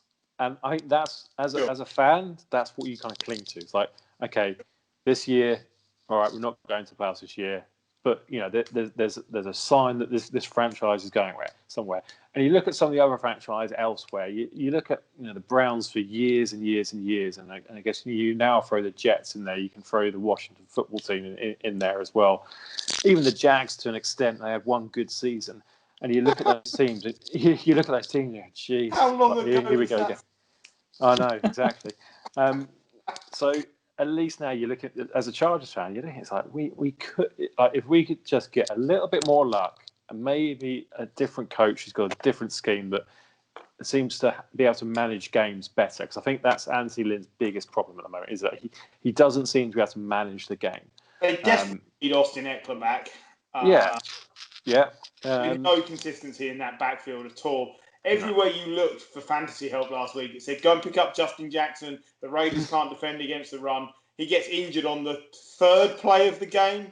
And then they just don't know what to do in the backfield. They've got no idea. Herbert's brilliant. We know this. They get Eckler back. I think that makes a 3 or 4 win difference with him in the team. Potentially, yeah. But it's like you say, this season's over for them. It's not about this year. Can we talk about the Raiders, though? Okay. And again, I know it's going to come up in the power rankings, but they're actually quite good. Like, the defense gives up a lot of yards, but they score a lot of touchdowns. They're actually quite good. I think Derek Carr's having a good season. He's quietly having a good season. He's not putting stellar stats on the board. His stats this week are nothing to shout right home about, but he's playing relatively well. And he's averaging 2 touchdown passes a week. Yeah, they're throwing 2 interceptions all season. They're 5-3, and I looked at that a couple of times and gone, hang on a second, sorry, what? They're 5-3, and it's like this isn't. Again, I still look at their defense and go, that's a terrible defense, but they're playing better than the sum of their parts on defense. I'll give them that, and they're getting results, and that's the most important thing, isn't it? Yeah, you can have brilliant. I mean, look at the Chargers. You've got loads of great players on that team. They're not getting results. You look at the Raiders. They've got some good players on that team, but they've got a lot of average players, but they're getting the results. And again, it comes down to coaching. You know, John Gruden is now building something there. He's had a couple of years and it's not gone brilliantly. Now it seems to be kind of building, and they seem to be getting some momentum. So maybe they need maybe another year or two, and maybe they'll be much better than they are. But I think that they're on the right road. I think again, as a fan, you're looking at it and going, all right, I'm starting to believe now. I can get on board with this. We're getting results, and that's all that matters, isn't it? Yeah, it is. No, if you look at their receivers, they're getting a lot out of quite Not little. Lot. Yeah, Getting a lot out of Nelson Aguilar. I mean, Jesus, when did the guy learn to catch? I don't know, but he's got 5. He's leading the team in touchdowns. Yeah. He had a year a couple of seasons ago, didn't he? At the Eagles. Was it 80? It was either 2018 or 2017 where he suddenly broke out, and you were like, It was a Super Bowl, yeah. It was 2017. He had 8 touchdown catches. He was amazing for like half the season, and then he went really quiet again over the following 2 years. This is excellent. His average yards per catch is like phenomenal. He's like 20 yards a catch. So, if you can get good things out of fringe players, I think that speaks to the opposite to what Anthony Lynn is getting, which is not getting the most out of good players. John Gruden's getting the most out of fringe players. Yeah. Working for them. Derek Carr is never going to be Justin Herbert, but at the moment, he's the one with the record. Yeah. He's not outperforming him statistically, but the combination of Carr and Gruden has a winning record. Yeah. Well, let's move on to another tight game. Cardinals 31, Dolphins 34, and another rookie quarterback. And he gets another win. Does second unbeaten. Much much more productive than his first game, where he didn't have. Yeah. I mean, they could have played a broom and pretty much got the same result. And I think the a lot of people were saying, Tua looked really, really good and whatever. Other people were saying, he was fine. I thought there were parts which were really, really fun to watch. I mean, on the other side, I could watch Kyler Murray all day. Yeah. Honestly, my favourite player of the year, quite at the moment. I could watch him. It's just so great to watch. Like reminds you of the human joystick. It's just so much fun to watch. I think this was definitely I think his best career game, both in stats but also in entertainment. 106 yards on the ground, but also he had 21 completions from 26, 3 touchdowns, no interceptions, 283 yards. Both these quarterbacks, I think, played brilliantly. It was a fun game to watch. This one, I think. Again, I kind of come back. If you're the Dolphins fan, and you're watching that, you're probably overhyping it, and there's a lot of over expectations. So just temper those expectations a little bit. He had a good game, and yes, you should be excited, but let's not go over the top just yet. I was the only one last week who said I want to see more out of Tua. Everyone was ready to go, and I'm the same this week. I don't see what there is to cheer about. The Cardinals are giving up 350 yards a week to opposing teams. Let him play against a decent defense. I still don't think that he's ready, because tell me what the best thing about Tua Tagovailoa is. What is his standout trait? His decision making. I mean, if you look at how he used to play at Alabama, you're right. He's not a Kyler Murray or Lamar Jackson. He's not a running quarterback. He can run, but he hasn't got that speed. He hasn't got a big arm like a Josh Allen or a Justin Herbert. But that's not what he's about. His best comparison is probably Drew Brees. In that, he can throw a very accurate ball. His decision making is brilliant. It was really good at college level, which is why Alabama, it's not why Alabama done well. Alabama done well because they're Alabama, but it certainly helped. And I think that's what you're going to get with him at the Dolphins. And I think when you pair that type of quarterback with a really good defense, which I think the Dolphins are starting to really build something on defense under Brian Flores. If you've got a quarterback who's not turning the ball over, it's almost like Alex Smith-esque, right? When he was at the 49ers, you've got a good defense, you've got a quarterback who's not turning the ball over, and you've got some good players on offense. And I think they need to build that, especially on the running game, which is just terrible. You're building a good team there, and I think the Dolphins are looking at it going, and I think this is part of the reason. Part of the reason they put Tua in is to see what they've got before the draft next year, and to see if they need to do an Arizona and draft a different quarterback. But also part of it is, hang on a sec, we've got a chance to be in the playoffs here. Like, can we? If he takes us that far, can he compete at that level? And he's getting some good experience. And maybe Ryan Fitzpatrick would be doing exactly the same, but he's not the future. And I think if you're the Dolphins and you've got not only 2 first-round picks this year, but you've got a couple of second-round picks and high second-round picks as well from the Texans, from the awful trade last year. You're looking at it going, we need to know what we've got with Tua. Like, is he the future or is he not the future? Based on this game, you'd say he's the future. But you're right, he's got to come up against some better defenses. The reason I asked you what his best trait was because I think you and I think in a fairly similar way. So I agree with you. It's the decision making and the associated completion rate, the accuracy that goes with it. And that isn't something that you necessarily transfer from college to the pro game. Matt Leinart stands out as somebody who completed a lot of passes in college and was terrible. And I don't think we should be getting overexcited about Tua yet. It's going to be into next season sometime before you see the best of him because the game is still really quick at this level for him. Yeah. So when he plays good defenses, and the Bills next week is not a good defense, then they've got the Seahawks, not a good defense, then they've got the Patriots, not a good defense, the Rams are so-so, the Giants are so-so, the Eagles are so-so. They've got nothing decent to face. That is why I think it's more the case they've brought him in, because he's going to get time to play against bad defenses and everything can slow down a bit for you. Come next season, if they finish higher up the division, they get a harder schedule, it'll be better adjusted for him. I don't think they care, but I don't think they're bothered about making the playoffs this year. It's about giving him time, because talent like that requires in-game experience. It's not like Josh Allen, who, if he's suddenly in trouble, just heaves it 50 yards down the field. He's not going to. So if you look at their schedule, the defenses are so bad. Yeah, I think the best defense they're going to play is the Chiefs, and we've already mentioned that defense as being not brilliantly. The Bills, maybe. They play the Chiefs. They've got to play this the week. Chiefs, This week they come up against the Chargers. Yeah. Oh, okay. Chargers, Broncos, Jets. Chargers, Broncos, Jets. I think Pats, Chiefs. Apologies. Bills. Yes, I was looking at the wrong schedule. I do apologise. Yeah, okay.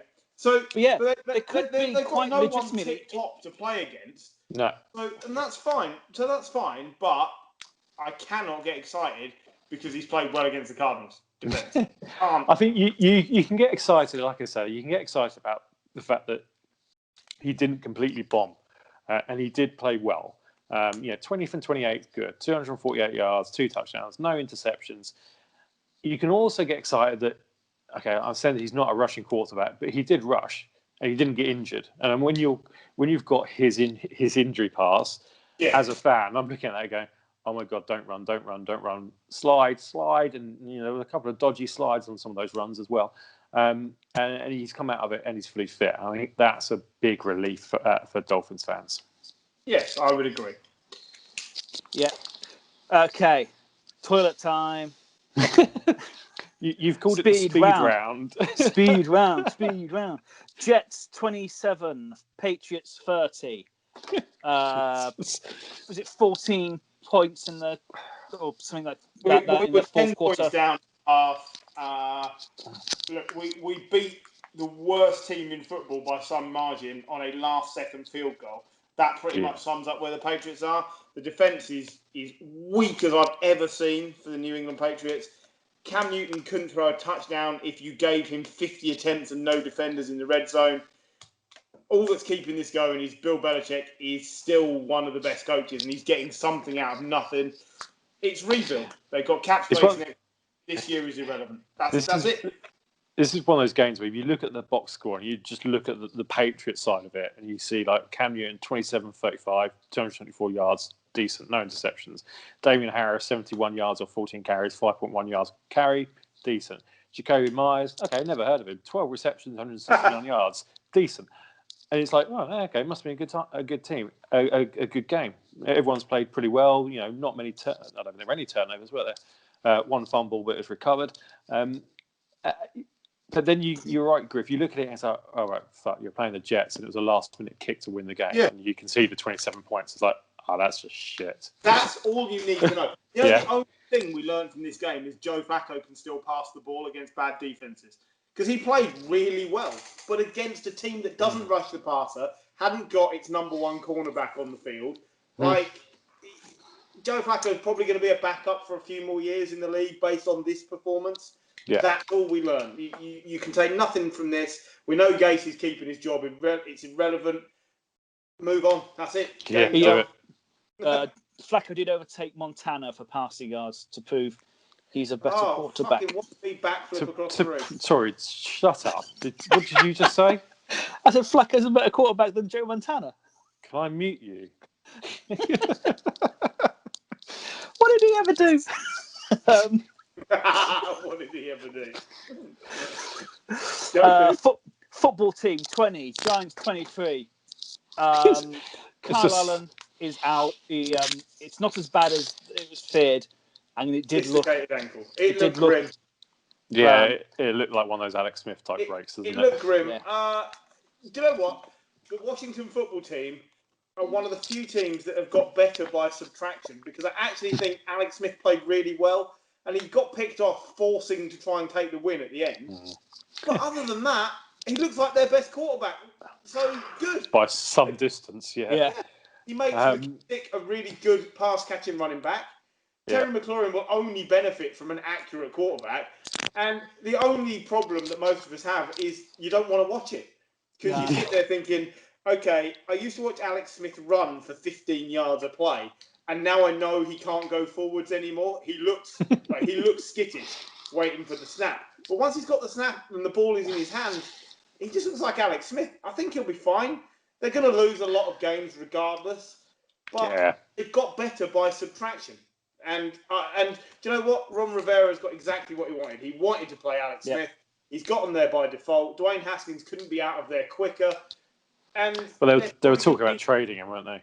They're probably going to be positioned to draft a quarterback if they want to. I think they will. I think they will if they can get the right one. If not, you've probably got another year of Alex Smith, who's, 35, 36, and it is still absolute shoo-in for comeback player of the year. He doesn't have to win any games. No. He just has to not die. All he had to do was take the field. Exactly. He could have come on and taken a knee. And I'd have still cried, just watching, wincing, doing so. On the other side, I would say Chase Young is a complete stud. He's an animal. I watched one point. The Giants had 3 men on him, and he still pressured Jones. He is an animal. If they can continue building this team, defensively the defensive line is sorted. Last year, I used to really love just watching Nick Bosa on the defensive line for the 49ers.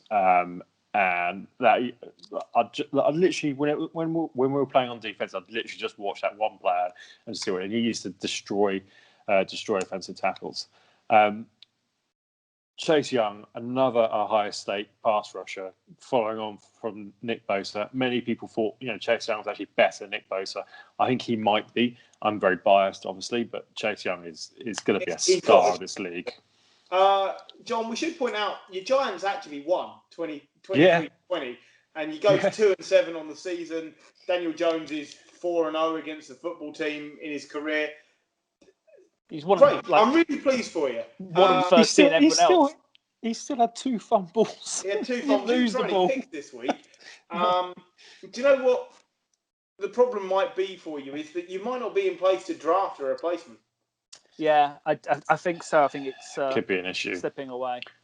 Can we talk about the play that summed up the NFC East? I can't remember who was it. Was it Washington that fumbled the ball? Yeah, and probably about 7 Giant players and 7 Washington players all tried to get it and just couldn't. It was hilarious. If you've not seen it, go. Oh no, go and watch it. It summed up the NFC East.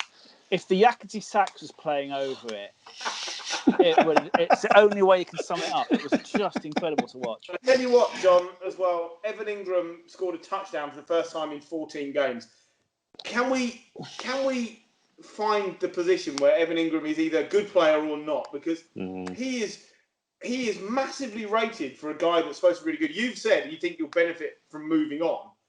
But if he's going to play like this, that's fine. He's really good. But he goes missing for like 7 or 8 games at a time. That's Painful. it.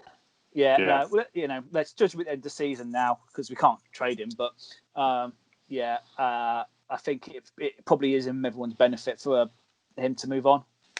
Speaking of moving on, Jaguars 25, Texans 27, and forgotten I think that's about it. Jake Luton was fun. Jake Luton basically turned up and said, "I might only get 1 game, so I'm going to sling it." And do you know what? If I was the Jags, I'd be sticking with him because it might be the same boost they got out of Minshew last season, and one of these guys is on the roster next year. Yeah. And what we said about Tua is like you've got to see what you've got going into the draft. I think the Jags know what they've got in Gardner Minshew. And I think looking at that game, you've got to look at Jake. Yeah, you've got to look at Jake Luton and go, all right, he had a pretty decent team. The Texans aren't amazing. Let's roll with him and just see what we've got, just in case there is something there and we don't need to pick up a quarterback or we can adjust it. Knowing the Jags, that's exactly what they'll do. They'll roll with Jake Luton. He'll play all right. They'll then decide that, okay, we don't need one of these brilliant quarterbacks. We're going to stick with Jake Luton, and next season he'll be terrible. Well, this is where I was going with saying to John that one of the best quarterbacks might not be there because the Jags still only 1-7.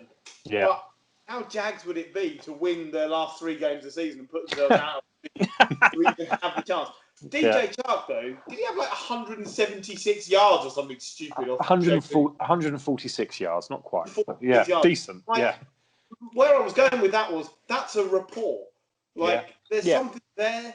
So if I were the Jags, I'd be saying, okay, Jake Luton's in for the rest of the season. Let's see what we've got. If we're out of position to draft a quarterback, maybe this is the guy just based on he's probably better than Gardner Minshew. Yeah. Maybe. You've already got a franchise running back in James Robinson. You've already got a franchise receiver in DJ Chark. You're missing the key piece, but there's no point putting Minshew back in. It's a bit like the Trubisky thing with the Bears. Yeah. And there's just no point. Move on. Completely agree. Deshaun Watson had a really good game. Sneakily good. I had him on fantasy, so I noticed it. But, 281 yards, 2 touchdowns, but also he was running the ball as well. 10 carries, 50 yards. He's not really been doing that much this year. They didn't have a choice, did they? Because David Johnson left the game with a concussion after about 3 minutes and just, what a dude. Why are you so bitter about that, Mike? Stepped up, 41 yards, touchdown. That's the best we've seen out of Duke Johnson all season. Yeah. And he'll be high up on the waiver ads for fantasy. I would have thought so. The talk is David Johnson won't play. Will Fuller and Brandon Cooks both passed 80 yards receiving and got a touchdown each. The Texans are fine, but how often are they going to be in games and lose them as opposed to play terrible teams like the Jags and win them? They're still only 2-6. I think each week the Texans could win, but most of the time they won't. Some of that is coaching. Some of that is they're going to go for a reset, aren't they? I think you can't read anything into this. You can't read anything into this Texans team because next year it could be all different. Yeah, the mentality isn't there. Like, I don't know. I don't even think JJ Watt looks like JJ Watt now. It's almost like he's sort of decided I might as well be fit for next year. I'm just not. I'm not sold that. He got his 100th sack, didn't he? Yeah, and that's fine. Like, the guy's great, but it looks like he's got 30% he could still give. And why would you? It's not like we were saying earlier. What with Zeke? Why would you sell out for a team you know isn't going anywhere when you've got an injury? We'll talk about teams going nowhere. Broncos 27, Falcons 34. I've got nothing to say about this game. I will say, there was a point in the fourth quarter. Yeah, I thought the Falcons were going to Falcons it. Yeah, because they were so far ahead, and then suddenly Broncos scored 2 touchdowns, back within a score, and then the Broncos went and fucked it up. But it was there. Yeah. Anyway, I'll tell you what I took from this game. I think the Broncos will get away with Drew Lock under centre if they decide to invest as him as the starter and push on. I don't have a problem with that. 25 and 48. Asking him to throw 48 passes for a start, but you've got to keep pace with the Falcons' attack. 313 yards, 2 touchdowns. All right, like the Falcons' defense isn't brilliant, but he's been consistently good downfield. Yeah, he needs more experience for the decision-making side, but you've got rookies all over the field on this Broncos team. Their defense is in pieces. I think he's doing as good a job as most people would do on this team. I think they've got a lot of weapons on the field, and you're right. They're all quite young. It's Jerry Jeudy. I think he had a great game. I think he's going to be a star in this league. Noah Fant, it's his second year. He had an on and off first year, but I think this year he's really progressed into looking like a good tight end. And then you've got other players like Tim Patrick has come out of nowhere seemingly, and he's a decent option. He seems to have a good rapport with Drew Lock, and then even like KJ Hamler and Deshaun Hamilton, they're good 2 and 3 and 4 level receivers. So once you get the defense, once you get Von Miller back, you can't underestimate how big a loss that is. Once you get Von Miller back, I think this team could be sneaky good. I still like the Broncos. I think they're only 3 and 5, but they're one of those teams that could cause trouble to pretty much any team they're playing against on their day. Yeah. The other 3 and 5 team we were talking about earlier, the Vikings, we were saying they can move forward. They're still in the hunt. Yeah. I would, if those two were facing off tomorrow, I'm not sure that the Vikings would necessarily plough the Broncos. All right, you've got Dalvin Cook. That's your advantage. But who else on that Vikings team are you trusting to pull their weight? No. I think the wide receivers, Jefferson. If you get Jefferson in some space, but then it's also it's relying on Cousins to find him.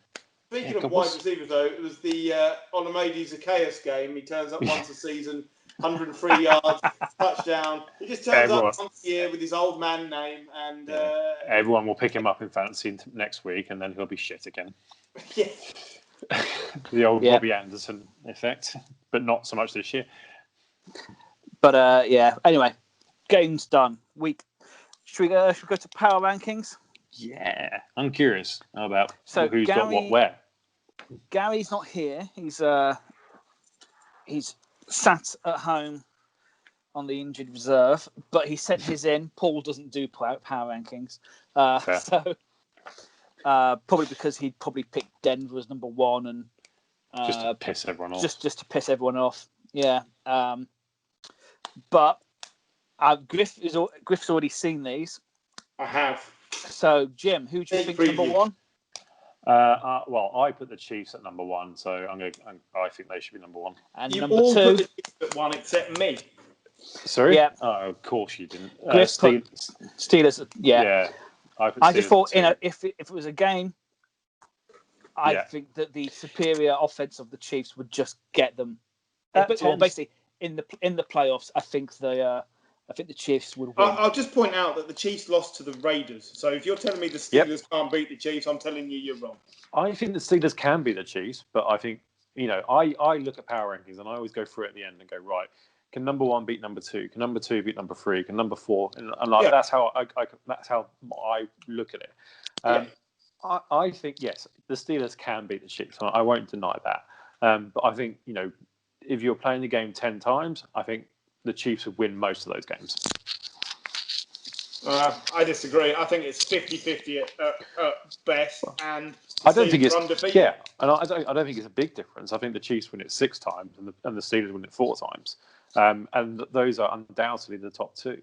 But I'm just going to give the edge to the Chiefs. Fair enough. Yeah. After that, 3 of us had the Packers at 3. Really? Some bitter old man put them at number 6. Really? You went for the Packers at 3? Yeah. Huh. You know what, though? I was more surprised by the Ravens at 4. I didn't get this at all. They've been found out this year. I know they've got a good record, but you know how to stop them now. Yeah. I had them do agree 6. with that. I had them at 6. Griff had them at 9. I had them at, 9's very low. I had them at 3. And I think you're right, Griff. I think they are getting found out a little bit. I think the defense is criminally underrated at the moment. And I think they'll begin to lean more on the defense than they will the offense. Who do you reckon comes out of Tampa and New Orleans? Tampa. Just because. How is this a thing? Have you not watched these 2 games between these 2 teams? And Mr. I look and see who could beat who. Yeah. Well, and the Raiders beat the Chiefs, but you didn't put the Raiders at number 1, did you? Well, the thing is, the Tampa are ahead of New Orleans because you put Tampa at 4 and New Orleans at 8. Everyone else put them next to each other, so that is the difference. I had them at 5 and 4, 5 and 4, 9 and 8, and then 4 and 8. Everyone else had New Orleans ahead of Tampa, apart from yourself. So you are the difference maker. That's what I like to be. But thanks. Then it's just behind them are the Bills, the Hawks, Titans. Everyone was pretty unanimous on the Colts, Cardinals, and Rams. And there was only one unanimous team, though. There were the Browns. The Browns at 14 overall? Yeah, I'm not including the Jets because everyone had the Jets at 32. I didn't. Everyone had the Browns at 14. Hang on, no, I'm sorry. I didn't have the Jets at 32. You had them I had them at 50. I had them at 52. You did. Sorry.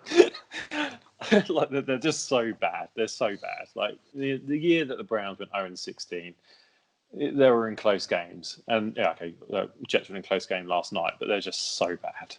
I can't put them at 32. You know what the anomaly of this power rankings was? Is that we all had the Browns at 14, and because of that, they made it to number 13 overall. Yeah. That's where maths doesn't work for me. I don't understand how that could possibly be a thing. Yeah, it's because Gary went really low on the Raiders, as he always does, which then forced them below. So, we were all, Raiders 11, 13, 15, and then Gary had them at 20 because he hates them. Biggest differences in our estimations. Oh, well, I noticed that a lot of you were much higher on the Patriots than I was. Yeah. So Gary had them at 16th. Griff had them at 16th. 16th is high. 28th, I think, is low. They're terrible. They are bad, but again, they just won by 3 points against number 52 overall, the Jets. But still, going back to it, I bet if the Steelers played the Jets, they'd beat them by 4 points. Yeah, that's true. They beat them 7-3. We were playing our best. The Steelers would be playing their worst.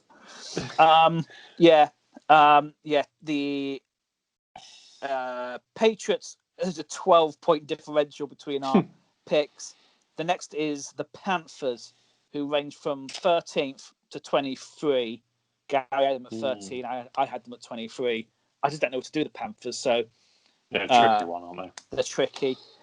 The biggest fallers, it's the Patriots. They're fallen down 10 positions since. 2-2 last time we did this, weren't they? So yeah, hardly and surprised. I think they just coming off that Seahawks game. It's like, okay, they lost the Seahawks, but Cam Newton played really well. So I think that game was still fresh in the memory. I think that you go beyond that, and it's just like, yeah, it's been bad. Like absolutely. Who's the biggest climber? Is it the Cardinals? The biggest climbers are. You'll never guess. The Vikings and the Raiders. Oh no! Dolphins. Dolphins have climbed 8 positions. Wow! Since week 4. Surprise me. Which doesn't surprise me. I see. So the Jets and the Jags were in the last 2 places. The Giants haven't done enough to climb out of 30th either, which is a shame. And I didn't know what to do with the Cowboys, really. The Cowboys was tough. The Cowboys have fallen in 11 places since. But, of course, they have lost Dak. Yeah, of course. That is the only difference. So they are the biggest fallers. I was amazed that they were ahead of the Giants and the football team. Because... Really? I thought, I don't know. I just thought maybe they'd end up behind them. But you know... There's a possibility. I think I have the football team ahead of the Cowboys at least. Yeah. My issue with the power rankings, I guess, is I always think there's 14 playoff positions. If you're going to be in a playoff position, you should be in the 14th position at least, which of course means that the Eagles should be there. Sure. And the Eagles are 18, 19, 24, 25, and they're going to be in the playoffs. Yeah. In fact, did you see ESPN did their percentage probability of being in the playoffs? And the Eagles are higher than the Steelers. Wow. It's just based on divisions, isn't it? Yeah. Because it's based on divisions. The Eagles, there's no chance of... How did Gary have the Eagles at 18th overall? You've got them at 19, but 18th overall. It's because they're going to be in the playoffs, so they have to sort of get. No, and but that they're playing. What power rankings are for. He's got them ahead of teams like the Raiders. He's got them ahead of the Raiders. Yeah. That's mental. That doesn't think. But yeah, like if you want to say, at the end of the season, when it comes to picking the draft picks, the Eagles will be in the top 14 places. Yeah, that's true. So, I mean, I think one of the difficult things I find on power is is the team going to beat the team below them or whatever it may be, but also like building in like momentum into this as well, because like the Vikings last 4 weeks been much better than probably 16th. Like you probably put them up a few places, but like. I struggle with but you know their record is this, the momentum is that, and against another team, and where did the Bears end up? I know we've had a lot of conjecture about the Bears. I've got the Vikings above the Bears. Bears were 19th. Yeah.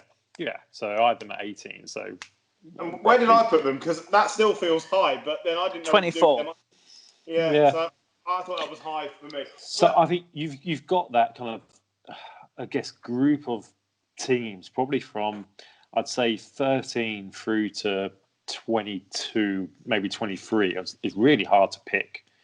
Yeah, so basically from the Raiders, you'd imagine, who were 14th, down to probably sort of 25, 26. You've got the Falcons and the Broncos. Anyone's game on a given day. Yeah. And that's why we love the league, which is fine. What makes it good. And as well, you know, you also have to take into account that we've had quite a few teams lose their head coach this year. And how do you count that? You know, how do you say that? Oh, you know, the Falcons could, because who's it like? You know, they're just sort of without direction. It's really hard. You know, maybe I just don't think about this enough. I just look at them and think, if I was flipping a coin between these two teams, which one would I think is more likely to win? That's literally how I do it. I don't look at the rest of the stuff. I don't care whether they're going to make the playoffs by default. It's just whether or not, if you threw all the teams together, which ones would end up on top. It's a power ranking. Yeah. It's not a playoff ranking. You can't tell me the Eagles are better than 10 or 12 teams in this league just because they're guaranteed a playoff spot. It's not what power rankings are for. Same with the Patriots. I don't think there's any way we'd beat 10 teams in this league right now. They look dreadful. Shocking. Do you know what, though? But you look at it. Look at the teams around them. I still think you could beat an Eagles, because who knows which Eagle's going to turn up. But you wouldn't pick them to beat the Vikings. No. But they're behind the Vikings. Yeah, but not by far. That's what I'm saying. It's not much, is it? No. But, the Lions, the Broncos, the Texans, the Cowboys, the football team, they're all behind them. They're all crap. I'd still expect the Patriots to beat all those teams. They've got enough to do it. Again, it comes down to if you played it 10 times, I wouldn't expect the Patriots to win every single game. I'd expect there to be a mix, but I expect the Patriots to be on the right side of that. And that's it, yeah. And that's it. Without Belichick, the Patriots would probably be 25th or something like that. But, I think they'd be lower. They have him. They'd be last. No, I still think the Jets would be worse. But with the same record, anyway, let's go on to our locks. So, I haven't even looked. Gary has sent me his, and he's gone fully, controversial here. He has picked Dolphins over Chargers. Crikey, he must get splinters off that fence. He's going for 5-3 Dolphins over the 2-6 Chargers. So he's really, really trying hard there. Okay, well, I will go for. I'll go for something that I think maybe is a bit, more controversial. Then I will take the 2-6 Texans over the 5-3 Browns. I like. Yeah, that's cool. Do you know what? There are some tight games, and there are also a lot of games that you could make the argument of that's an easy pick. I'm not going to take Steelers over Bengals. I'm not going to take Ravens over Patriots. Even Saints over 49ers, although that's a bit slightly closer. And I'm not going Packers over Jaguars because again, that's an easy one. Jim, I am going to Colts and Titans. That's what I want to know. Yeah, I think that's a Titans win, but I'm going to go with Giants over Eagles. Well, I was going to go with football team over Lions. Oh, yeah, that's another juicy one, isn't it? I don't think either of those are controversial picks. Nobody took the Panthers over the Bucks. That was going to be my other choice I was thinking about. No, because I think the Bucks come back. I think the Bucks come back this week. Yeah, I do as well. I think that's wounded ego. I think as well. I think I'm not sure about the Titans and the Colts. I think. And as well, I can see the Rams beating the Seahawks. Yeah. Here's the other one. So, Colts, Titans, that's a big one in that division. Vikings, Bears is a massive divisional game. That's a nice child's hair clip there, Jim. Probably yeah, I know. Not for neither yours nor mine's thinning hair. I could put it in Vikings, Bears, right? I'll have it back, please. To win this, right? So, it's Dalvin Cook against the Bears defense. Okay? Yeah. It's tough ones to call. What do we think? Because if the Bears win this, you're suddenly saying, okay, they're right back in the playoff hunt again. I am going to go with the Vikings because I think they're a better overall team. Because until the Bears show me something on offense, you just can't back them. You're right in that Dalvin Cook is not going to have as big a day as he had against Detroit, but I think he's still probably going to get close to 100 yards. Right, and Jefferson could still have a good game. It's one of those games where it could end up being like 14-10 or something like that, or 10-3. I don't think it's going to be a high scoring affair. I think Cardinals Bills is a really interesting one as well. Right, I think that could go either way. Yeah. I'll just because I didn't make a thing. I think the Vikings will beat the Bears. The Bears have a much better defense. But they'll be on the pitch for so much longer. Yeah. That I think that's Dalvin Cook will just knock away at them.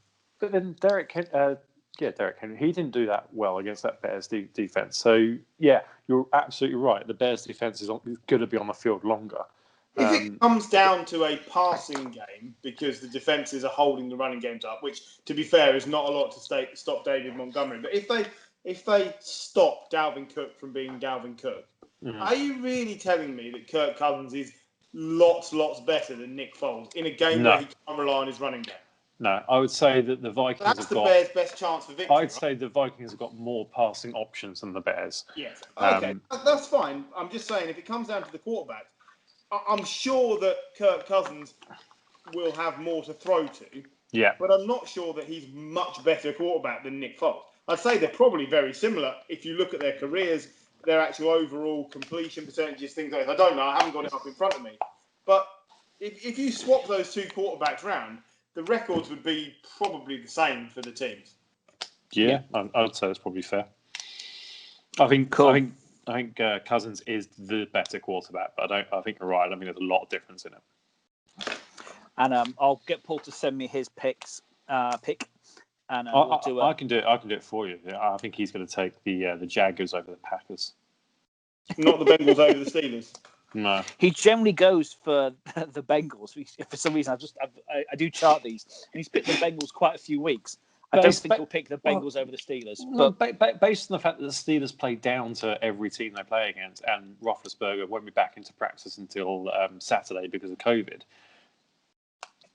It's not bad. But yeah, we'll see. But yeah, anyway, we'll call that the end, and we'll hopefully we'll see you next week. Hopefully with a full squad. Happening? No, but we'll hopefully have a full squad next week. Maybe. So, maybe. Who knows? But until then, enjoy the games, and we'll see you next Tuesday. Cheers. Bye. Bye.